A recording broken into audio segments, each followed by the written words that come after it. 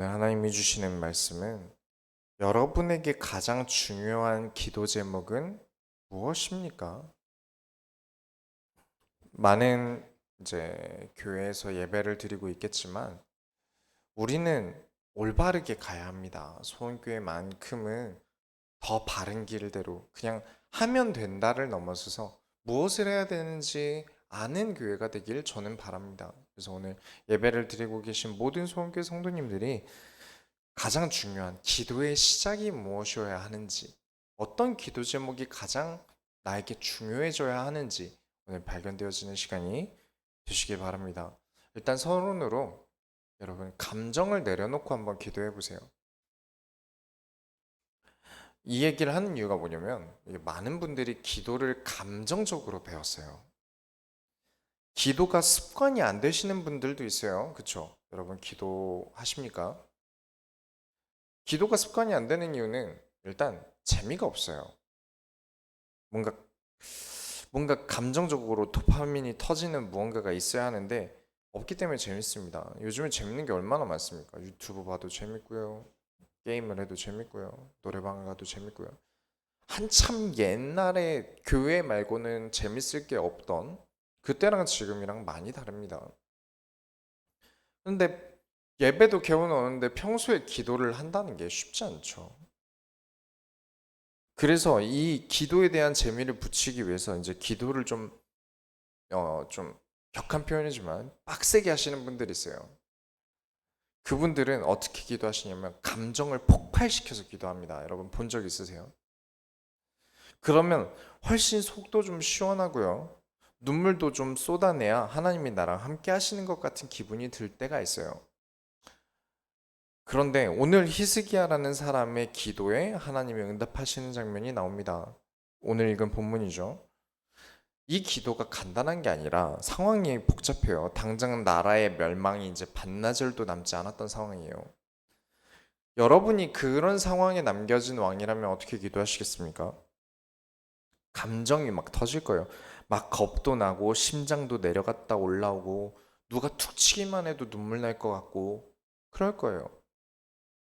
감정을 어떻게든 추스르고 하나님과 늘 함께하던 대로 하나님이 응답하시던 패턴대로 히스기야는 기도합니다. 그리고 승리합니다. 하나님의 자녀라면 기도는 습관이 되어야 돼요. 데살로니가 5장처럼 날마다 쉬지 않고 기도해야 합니다. 그런데 매일 흥분하면서 땀내면서 기도한다면 장기적으로 지칠 거예요. 그렇죠. 오래 할 수는 없을 거예요. 차분하게 당장 감정을 다 내려놓고 하나님 앞에 기도하는 것이 우선적으로 습관이 들어야 합니다. 그래야 장기적으로 습관이 돼요. 유명한 CEO나 유명 인사들이 반드시 한다고 하는 게 무엇입니까? 아시고 계십니까? 명상을 하죠. 명상의 목적은 당장 감정적인 내 페이스를 내려놓는 겁니다. 다 떨어뜨려 놓는 거예요. 그리고 차분하게 돌아보죠. 왜냐? 그래야만 진실이 보여요. 인터넷에 기도에 대한 설교들을 들어보니까 기도는 뜨겁게 해야 된다라고 가르치시는 분들이 굉장히 많아요. 죄송하지만 내가 뜨겁게 기도해야 될 때가 있는 겁니다. 무조건 뜨겁게 기도해야 된다, 무조건 차갑게 기도해야 된다, 이 얘기가 아니에요. 그래야 될 때들이 있어요. 그래야 될 상황들이 있고요. 우리 인간관계도 마찬가지고요. 특별할 때는 뜨겁게 기도해야 합니다. 하지만 우리는 평소에 하나님과 함께하는 날을 차분하게 지속할 필요가 있어요. 거기다 특히 우리는 언제 기도합니까? 여러분, 정말 차분하고 좋고 별일 없고 쉴 때 여러분 기도하십니까? 거의 안 할 거예요. 조금 화날 때 기도하십니까? 아니요. 조금 화날 때도 기도하지 않아요. 완전 화나고 완전 억울할 때 그제서야 하나님 찾는 경우가 대부분입니다. 지금 이 얘기는 기도가 습관이 안 된 사람들 얘기를 할 때 얘기하는 거예요. 감정이 차오를 때 내가 너무 힘들 때 하나님 보통 찾습니다. 하나님을 찾지 않는 것보단 좋지만 만약에 이런 기도가 습관이 돼버린다면 차라리 습관이 고쳐질 때까지 기도를 덜 하는 게 낫습니다. 근데 이 얘기가 굉장히 위험하게 들리죠? 기도를 안 해도 된다뇨? 기도를 덜 해도 된다뇨? 아주 위험한 발언인데 오늘 설교에도 나오겠지만 하나님이 주신 좋은 것이 이 좋은 게 잘못 쓰여지면 없는 게 나을 때도 있습니다. 오늘 말씀을 통해서 진짜 응답받는 기도가 무엇인지 진짜를 발견하시기 바래요. 물론 첫 번째로 일단 오늘 북이스라엘 멸망을 볼 겁니다. 멸망은 멀리 있지 않아요. 여러분 열왕기하 17장 한번 펴보시면 북이스라엘이 떠오르는 강대국 아수르에게 조공을 바치다가 더 이상 아수르에게 벌벌 기는 게 싫었던 모양이에요. 그만큼 포악하다 싶을 만큼의 아수르가 말도 안 되는 금액을 조공으로 바치라고 합니다. 계속 요구를 해요. 도무지 북이스라엘이 낼 수 없는 금액을 요구합니다. 왜 그렇게 무리한 요구를 할까요? 이유가 뭘까요? 털면 나와라고 믿기 때문일까요? 아닐걸요? 북이스라엘이 얼마나 경제적으로 어려운 상황인지 알고 있을 거예요. 그런데도 왜 더 크게 불렀을까요? 아수르는 땅을 키우고 싶어 했어요. 이미 북이스라엘을 점령할 생각을 하고 근거를 만들고 있는 겁니다. 너희가 조공을 바치지 않기 때문에 내가 너희 나라를 멸망시킨 거다라는 근거를 삼고 싶었던 거예요. 그래서 말도 안 되는 액수를 요구합니다. 그래서 북이스라엘이 살아남아 보려고 낼 돈이 없기 때문에 애굽, 이집트죠. 애굽 왕에게 조금 보내고 아수르에게 보내지 않습니다. 애굽이 보호해주면 그래도 살아남을 수 있지 않을까? 라는 생각이 있었지만 실패로 돌아갑니다. 아수르의 기세가 너무 높았어요. 그래서 결국 북이스라엘은 아수르 나라의 손에 멸망하고 맙니다. 왜 멸망했을까요? 뭐 눈에 보이는 이유야 많겠죠. 군사력이 부족했다, 연합을 잘못했다, 뭐 등등 여러 가지 이유들이 있을 거예요. 그건 일단 눈에 보이는 이유고요. 그러면 성경에서는 북이스라엘이 왜 멸망했는지 어떻게 설명할까요? 이렇게 써 있을까요? 북이스라엘이 국력이 약했다, 연합을 잘못했다, 아수르가 크기 전에 어떻게 해야 된다, 이런 얘기들이 적혀 있을까요? 아니죠. 17장 7절부터 18절을 보시면 이유가 나와 있는데 간략하게 설명을 드릴게요. 여호와께 범죄하고 다른 신을 섬기고 여호와께서 쫓아낸 이방 사람들의 풍습을 다시 그대로 가져와서 답습하고 지난주도 말씀드린 산당을 세우고 목상과 아세라 신상을 세우고 그 외에 많은 우상을 세우고 그래서 이를 돌이키라고 계속해서 선지자를 보냈지만 그들은 출애굽 때 백성들처럼 하나님의 말씀은 귓등으로도 듣지 않고 우상 숭배로 점치는 행위를 멈추지 않아 결국 하나님이 멸망을 시키셨다라고 합니다. 이게 하루 이틀 일이 아니라 벌써 오늘 열왕기 하를 7주째 하고 있어요. 같은 내용을 열왕기 상부터 열왕기하 17장까지 매 장마다 나옵니다. 왜 멈추지 않을까요? 이 사람들은 왜 멈추지 않고 이 일들을 계속했을까요? 간단합니다. 하나님 앞에 범죄하는 거랑 나라 운영이랑은 아무 상관없다고 생각했거든요. 하나님이 하시는 일은 눈에 보이지 않아요. 귀에 들리지도 않고 맛도 느껴지지 않습니다. 손의 감각으로 전달되는 것도 아니고요. 하나님이 보내신 선지자들과 모세를 통해 쓰신 성경 외에는 알 수가 없어요. 그런데 정작 사람들은 교회를 다니면서 이런 고민에 빠집니다. 성경, 이 책이 뭐가 중요한 책입니까? 이 책 안 본다고 세상이 바뀝니까? 내 인생이 뭐가 잘못되나요? 반대로 이 성경 본다고 나에게 뭐가 떨어집니까? 당장 내 문제를 해결해줄 방법이 이 성경에 써 있나요? 나랑 아무 상관없어 보이는 이스라엘 역사를 뭐하러 배웁니까? 이런 고민하시는 분들 계실 거예요. 그 생각을 지금 2020년을 살아가는 사람만 하던 게 아닙니다. 지금 열왕기하 17장에 나오는 북이스라엘이 멸망할 당시 모든 사람들이 그랬던 겁니다. 그래서 망한 거예요. 남유다의 성전에 간다는 거 다 허락해주면 북이스라엘의 백성들이 다 남유다로 떠날까봐 차라리 북이스라엘에 많은 산당과 신당을 세우고 남유다 갈 생각조차 안 들게 우상 갖다 놓고 그렇게 해서 나라를 안 떠날 채비를 만들고 이유를 만들고 하나님의 말씀은 아무 가치 없게 생각한 거예요. 나라가 망하는 게 왜 하나님 말씀 안 지키는 건 무슨 상관이야? 아수르가 와서 멸망시켰지 하나님이 멸망시켰어? 그 생각을 가지고 있으니까 멸망한 겁니다. 북이스라엘이 멸망하기까지 범죄를 저질러도 오래 걸리지 않았습니까? 그러면 북이스라엘이 시작하면서부터 꽤 오랜 시간이 걸려서 멸망했습니다. 그러면 하나님께 범죄해서 생기는 결과는 오랜 시간 걸리는 일이니까 나 때 생길 일이 아니겠네요? 내가 범죄를 해도 한 몇백 년 이후에 멸망하겠네요? 그렇지 않습니다. 그런 생각이 들지 않기 위해서 북이스라엘은 어떻습니까? 왕이 19번 바뀌는 동안 반역으로 8번의 반역으로 왕이 바뀝니다. 이 얘기는 길어봤자 3대도 못 갔다는 거예요. 한 대도 못 가는 경우로 반역당하고 한 대도 못 가고 2대도 못 가고 19번 중에 19번 왕이 바뀌는 중에 8번이 반역입니다. 개인의 멸망과 가정의 멸망을 2세대도 못 가고 거쳐갔다는 겁니다. 여러분, 하나님 말씀을 놓쳤을 때 오는 멸망은 당장 옵니다. 우리가 하나님과 함께하지 않았을 때 오는 문제는 당장 옵니다. 거기다 더욱 비참한 건 이제 아수르가 이스라엘 땅을 점령했어요. 그리고 뭘 하냐면 아수르에 있는 우상들을 싹 다 이스라엘 땅으로 가져옵니다. 29절부터 33절을 보시면 여러 우상들이 나오는데 그 전까지 성경에는 없던 우상들까지 나옵니다. 하는 짓이야 똑같죠. 특히 31절 보시면 자기 자식들을 불살라 우상의 제사로 바칩니다. 내 자식을 죽여서 우상의 제사로 바쳐요. 하나님이 그토록 싫어했던 이스라엘 땅에 그것만큼은 절대 안 된다라고 하셨던 거 아닙니까?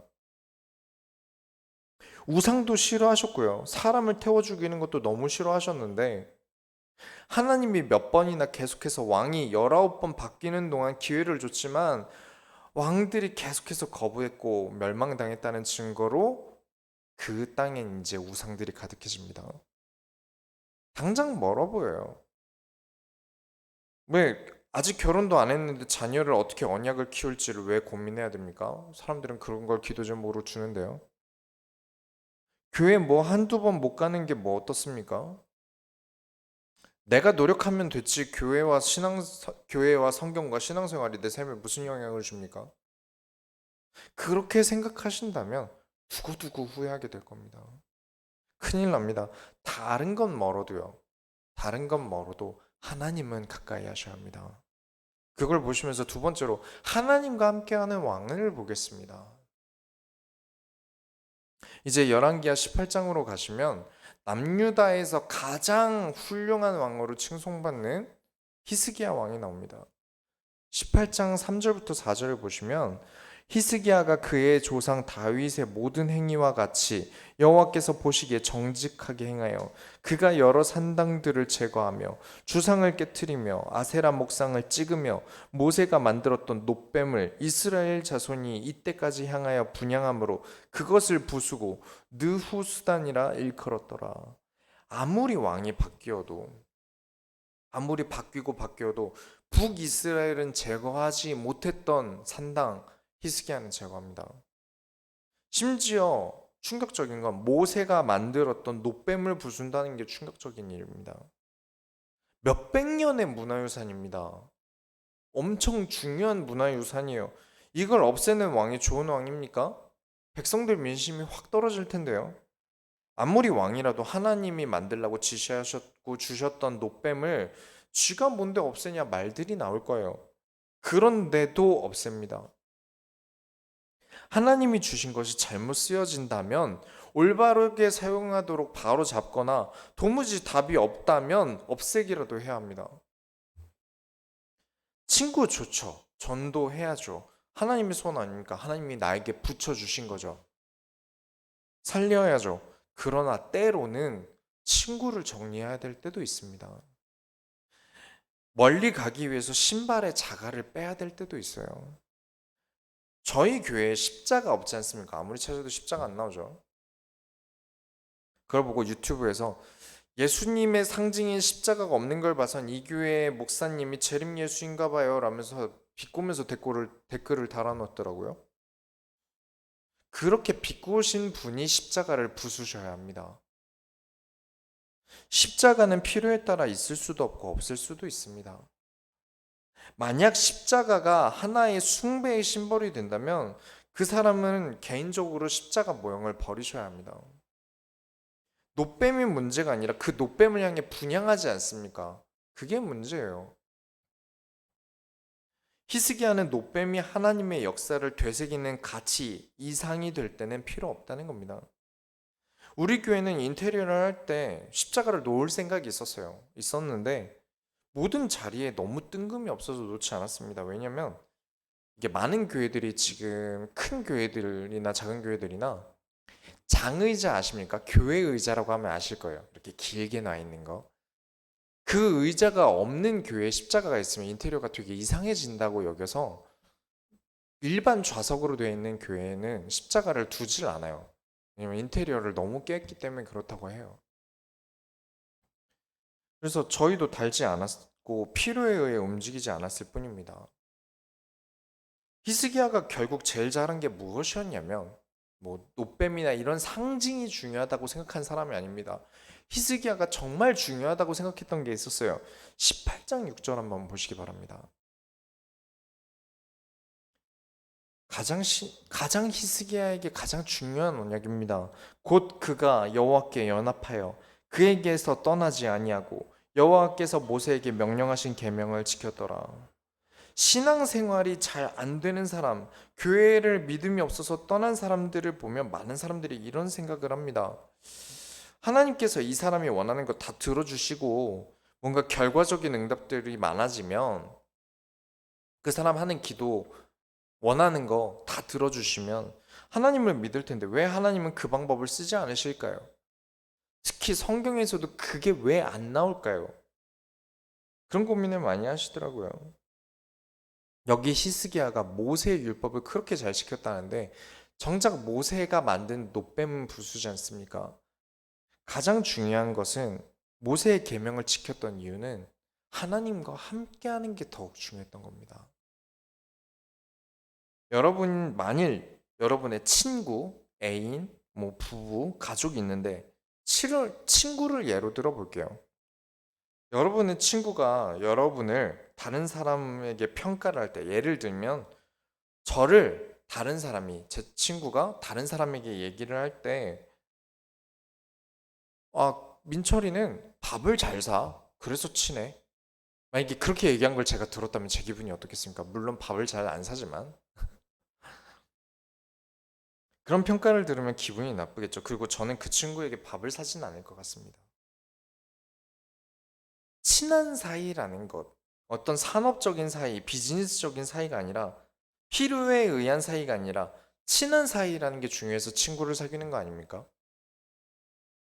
나 자체만으로 사랑하는 것이죠.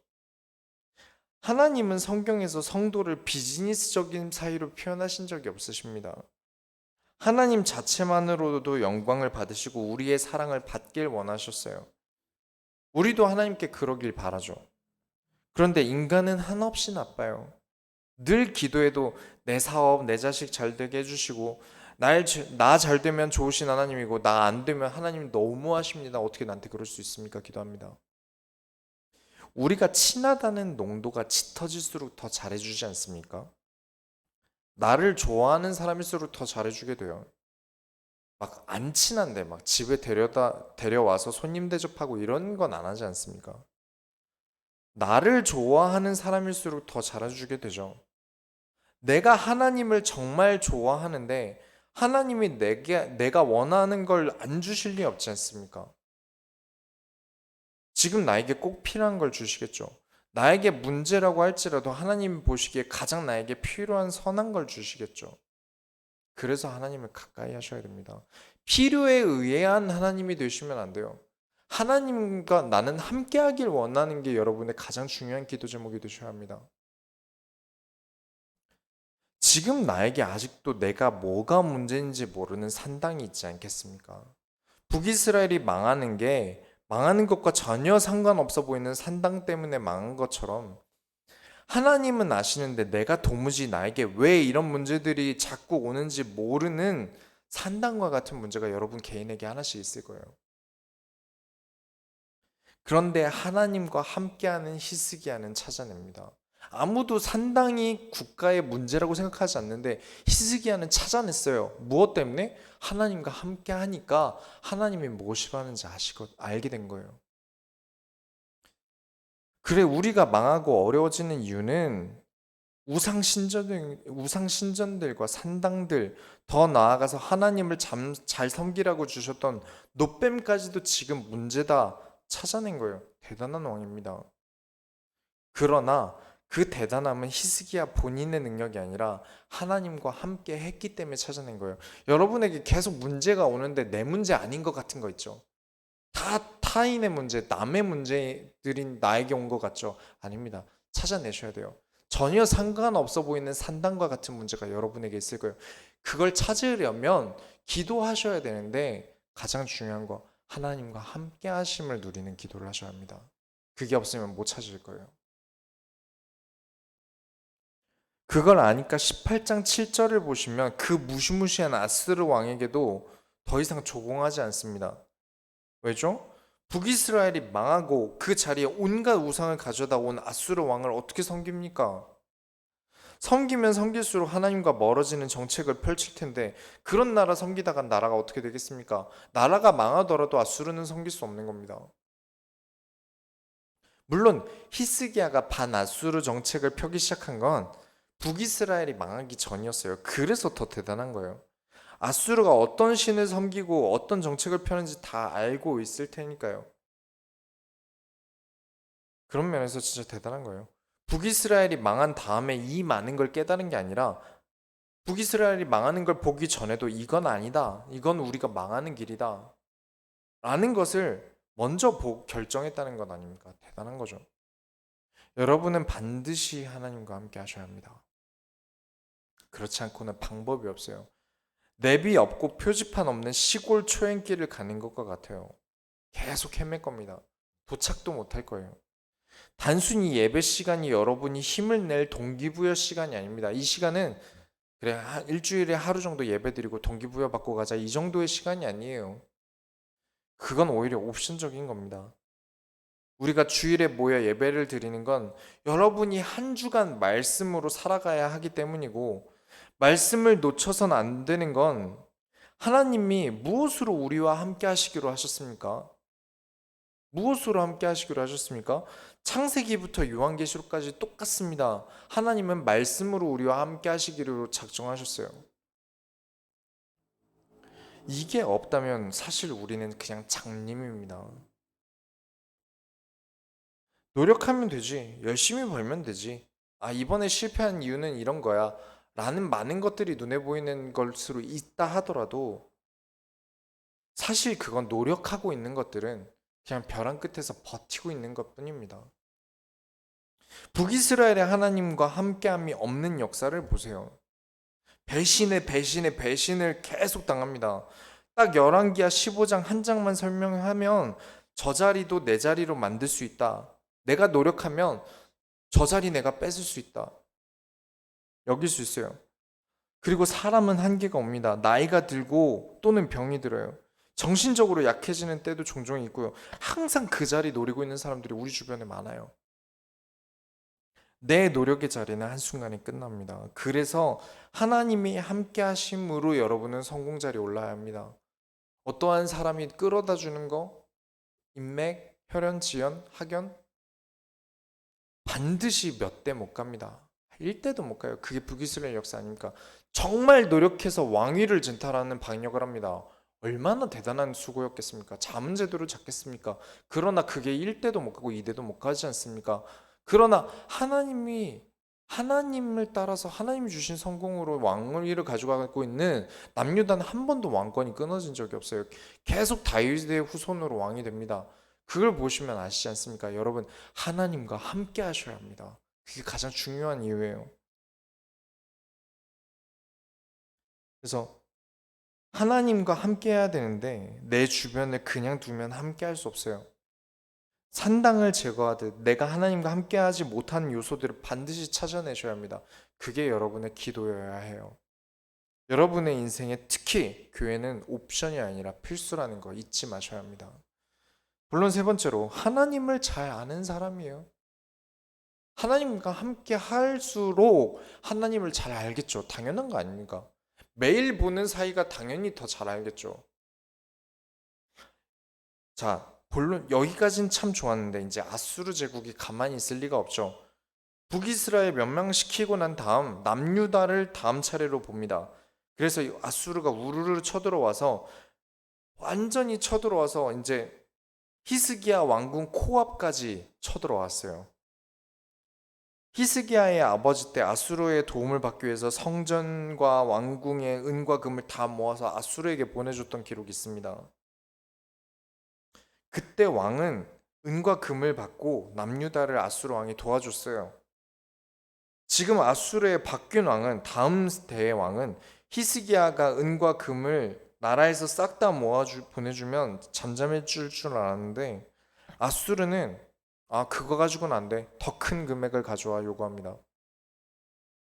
그래서 어떻게든 살아보려고 히스기야가 18장 16절을 보시면 모아놓은 은과 금으로는 부족해서 그 전에 왕보다 더 많이 긁어 모으기 위해서 성전 앞에 있는 문에 장식되어 있는 금까지 뜯고요. 성전 기둥에 있는 금 장식도 떼갑니다. 단순히 모아놓은 금이 아니라 장식까지 떼가지고 아수르 왕에게 보내요. 제발 좀 우리나라 내버려 달라고. 그러나 아까 말씀드렸죠. 아수르는 땅을 크게 키우고 싶어 했습니다. 그래서 억지로 말도 안 되는 금액을 요구하는 거고요. 여기 열왕기하 18장 21절을 보면 아주 스쳐가듯 나오지만 아수르가 쳐들어오니까 살려달라고 유다가 히스기야가 애굽 왕에게 손을 한 번 더 벌려 봅니다. 이런 내용이 이사야서에는 잘 나타나는데 여기는 스쳐 지나가게 나와 있어요. 이사야라고 해서 성경의 가장 중요한 선지자입니다. 모르시는 분들도 계시겠지만 이 이름은 아셔야 돼요. 가장 중요한 선지자 중 한 명입니다. 근데 이때 이사야 선지자가 히스기야 왕 때 활동하던 선지자예요.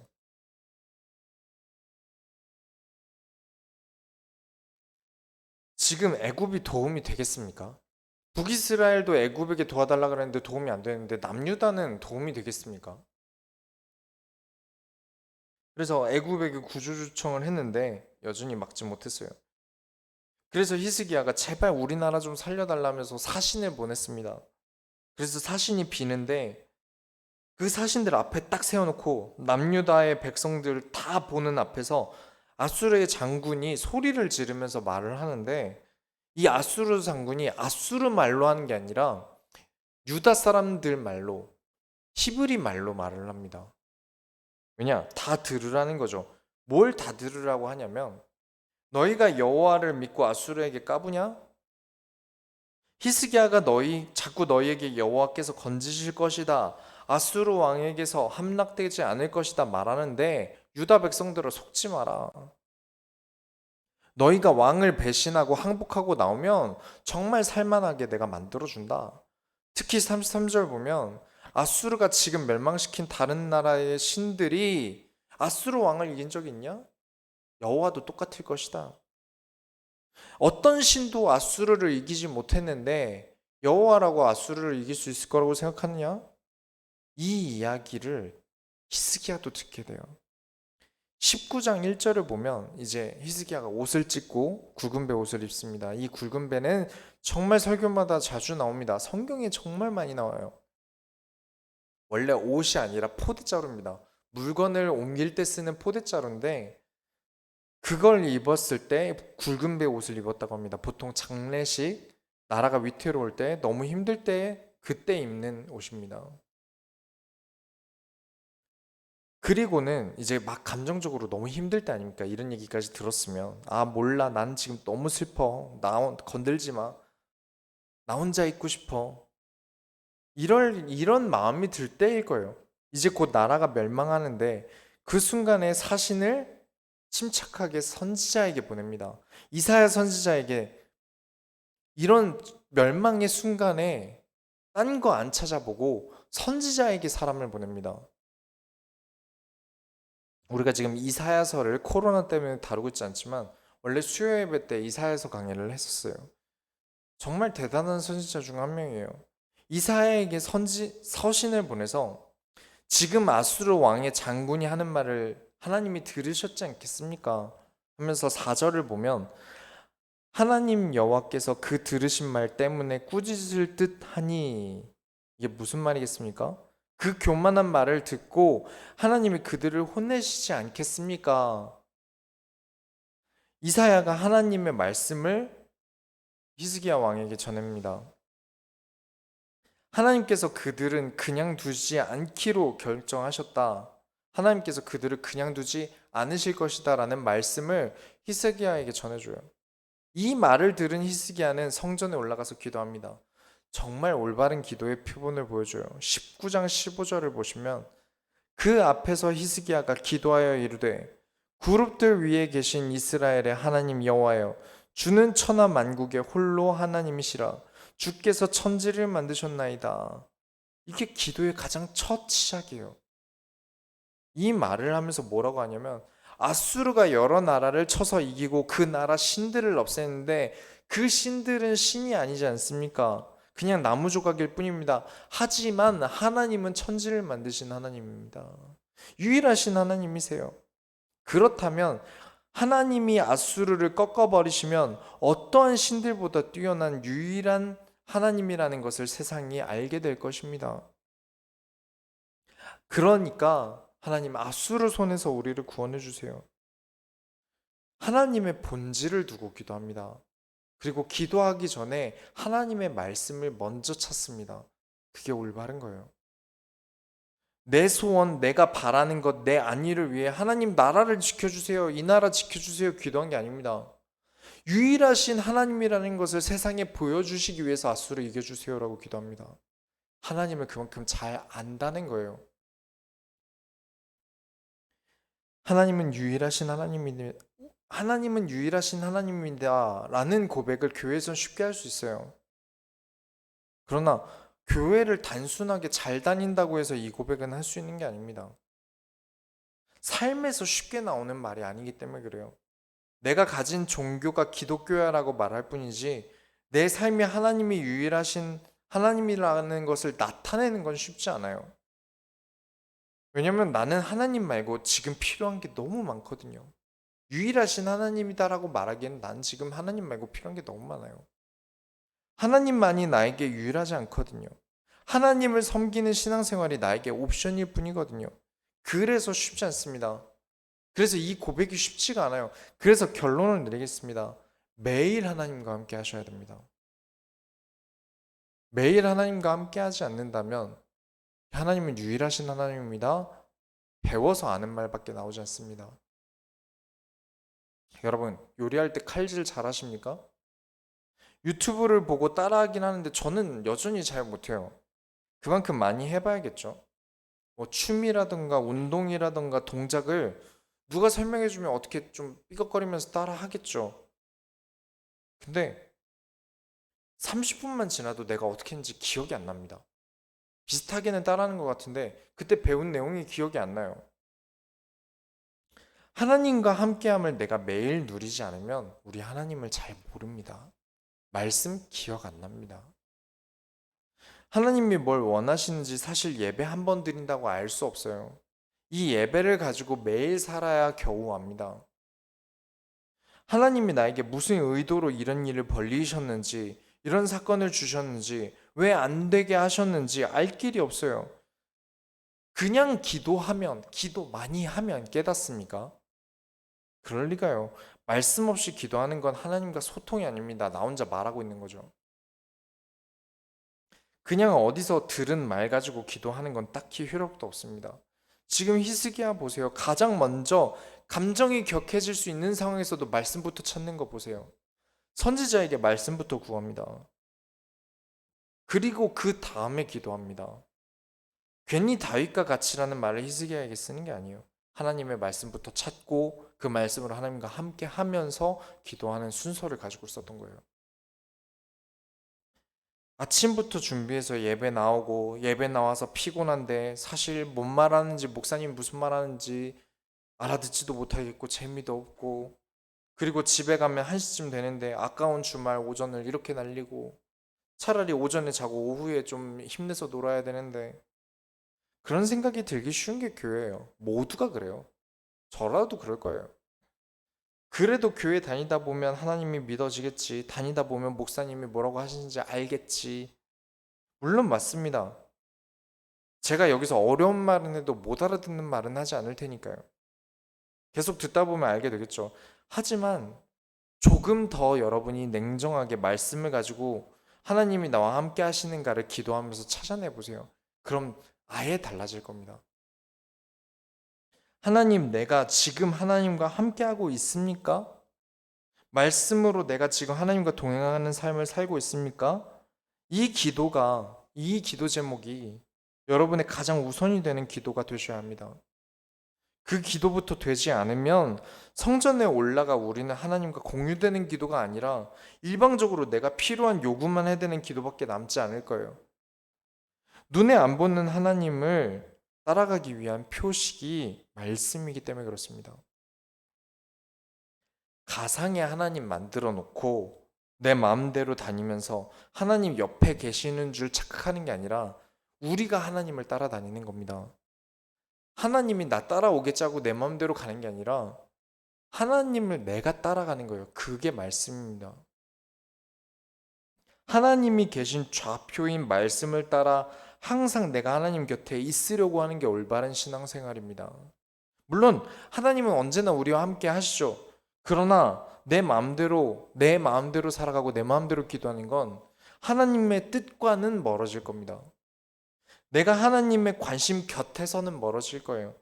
이번 한 주간 아무리 어려운 일이 있어도 냉정하게 감정적으로 먼저 치지 마시고 말씀부터 찾으시고 마음을 냉정하게 가지신 다음에 하나님의 뜻이 담긴 말씀이라는 좌표를 따라 기도하시기 바랍니다. 우리가 하나님의 소원을 이뤄드립시다. 하나님 감사합니다. 오늘 말씀을 보면서 우리가 어떻게 기도해야 되는지 순서를 바로 알게 하심을 감사드립니다. 내가 어떠한 감정에 치우쳐질 때도 감정을 내려놓고 하나님의 말씀을 보고 하나님의 말씀대로 하나님과 함께하기 위하여 기도하게 하여 주옵소서. 살아계신 예수 그리스도의 이름으로 기도드렸습니다. 아멘.